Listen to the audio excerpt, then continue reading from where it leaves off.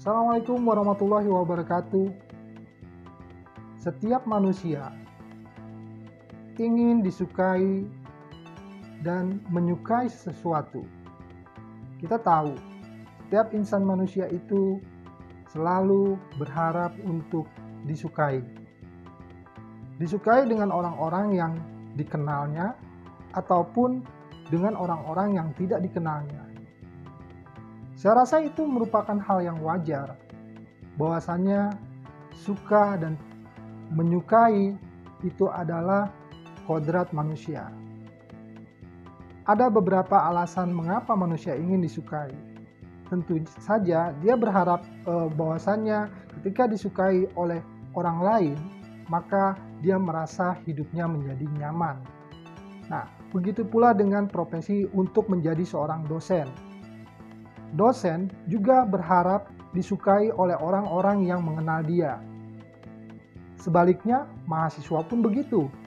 Mahasiswa juga mengharapkan dosen menyukai dia, sehingga dia akan merasakan nyaman ketika dia sedang melaksanakan proses belajar mengajar, baik itu dosen maupun mahasiswa.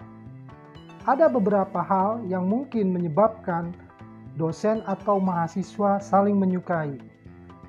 Yang pertama adalah harus pintar. Kenapa harus pintar? Kalau kita ambil contoh, seorang dosen yang pintar, dia akan lebih disukai mahasiswa. Karena ketika dia mengajarkan sesuatu atau mentransfer sesuatu, mahasiswa merasa mendapatkan sesuatu yang belum mereka tahu, atau bahkan memperdalam apa yang mereka sudah tahu. Bagaimana cara dosen untuk menjadi dosen yang pintar? Yaitu kita bisa menstrategikan bahwasanya kita cari mata kuliah yang kita kuasai, yang mungkin kita sudah memiliki pengalaman atau latar belakang terhadap subjek atau mata kuliah yang kita akan ajarkan nanti. Nah, dengan kita mengetahui dan memahami mata kuliah yang akan kita ajarkan, maka sangat dengan mudah mentransfer ilmu yang kita punya kepada mahasiswa. Dan mahasiswa pun merasa jelas dengan apa yang diberikan oleh dosen. Di sini, mahasiswa merasakan mendapatkan ilmu yang bermanfaat ketika nanti dia akan mengaplikasikannya ke dalam dunia kerja ataupun ke lingkungan di mana tempat mereka tinggal. Nah, di sini dosen akan mengalami kesukaan dari mahasiswa yang mereka ajarkan. Sebaliknya juga begitu. Dosen juga mengharapkan mahasiswa itu menjadi seorang yang pintar. Pintar dalam artian di sini, mahasiswa bisa menjadi bagian dari pintar ketika dia mematuhi proses pembelajaran, tugas-tugas yang diberikan oleh dosen. Sehingga dosen merasa suka kepada mahasiswa. Karena ketika dia mentransfer ilmunya, mahasiswa sangat welcome dan juga dapat menerima ilmu yang diberikan oleh dosen tersebut. Itu yang pertama. Yang kedua, bahwasannya dosen seharusnya bersifat friendly, ya, merasa bersahabat serta terbuka terhadap mahasiswanya.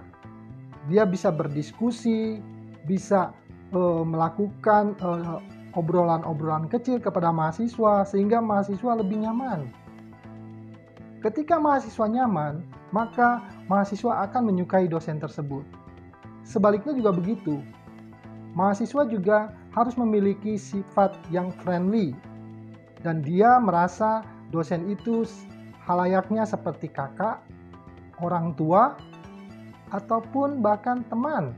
Yang keempat adalah tetap menjaga etika di dalam proses belajar mengajar, menempatkan diri pada tempatnya, di mana dosen menempatkan dirinya sebagai dosen dan juga mahasiswa menempatkan dirinya sebagai mahasiswa.